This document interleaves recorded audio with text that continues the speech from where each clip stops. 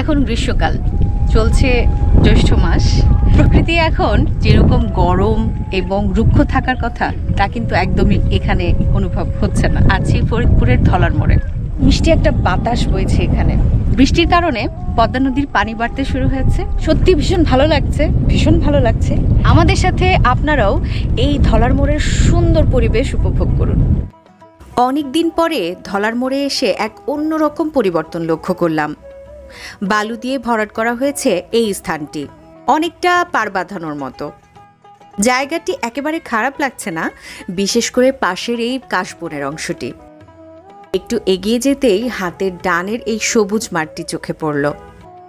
আচ্ছা, নদীর পাড়ে এই গাছগুলো এখানে দেখতে পাচ্ছি, একদমই অপরিচিত, চিনতে পারছি না। এগুলো কি বাদাম গাছ?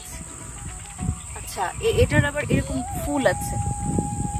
আচ্ছা, কেউ জেনে থাকলে কমেন্ট করে জানাবেন। হ্যাঁ, এই গাছগুলো কি গাছ? এগুলো দিয়ে আমরা ছোটবেলায় এরকম ক্লিপ বানাতাম। সি, নদীর পাড়ে গাছগুলো খুব সুন্দর লাগছে দেখতে। বাতাসে, মৃদু বাতাসে দুলে যাচ্ছে। খুবই সুন্দর একটা পরিবেশ আজকের ধলার মোড়। পরন্ত বিকেলে মেঘলা আকাশের নিচে দাঁড়িয়ে নদীর পাড়ের এই অসাধারণ দৃশ্য অবলোকন করছি। মৃদু ঢেউয়ের শব্দ আর মিষ্টি বাতাসে মন প্রাণ যেন জুড়িয়ে যাচ্ছে। প্রকৃতিতে নাকফুল আপনাদের কারো লাগবে? এই দেখেন, একদম নাকফুলের যে ডিজাইন হয় সেরকম ফুল। নদীর পাড়ের এই ফুলগুলো ভীষণ চমৎকার দেখতে। আমরা ওই যে মাথার খোপায় গাছটা ইউজ করি না, অনেকটা ওই টাইপের, খুব ছোট ছোট ছোট ছোট। এখানে বিভিন্ন টাইপের উদ্ভিদ রয়েছে।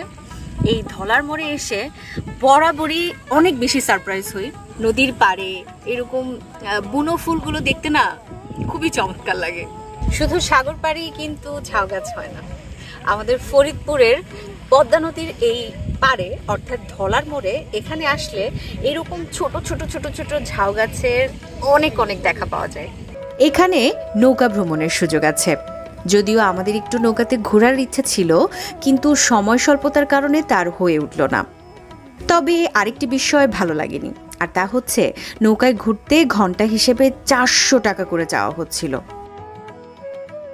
সন্ধ্যা ঘনিয়ে আসছে আর মেঘলা আকাশ, আকাশের একটা চমৎকার রং এসছে দেখেন। সেই রঙে রাঙিয়ে আছে পদ্মা নদীর পানি।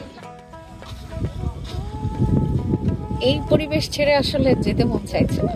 আমি এই জায়গাটায় ঠায় দাঁড়িয়ে আছি অনেকক্ষণ যাবৎ। অসাধারণ একটি বিকেল কাটলো। আপনাদেরও নিশ্চয়ই আজকের আমাদের ভিডিও ভালো লেগেছে। ভালো লাগাটুকু অবশ্যই জানাবেন, তবেই না আমরা অনুপ্রেরণা পাই আরও সুন্দর সুন্দর কাজ সামনে নিয়ে আসার জন্য। তো আগামী কাজের অপেক্ষায় থাকুন। সবাই ভালো থাকবেন। বিদায় নিচ্ছি। আল্লাহ হাফেজ।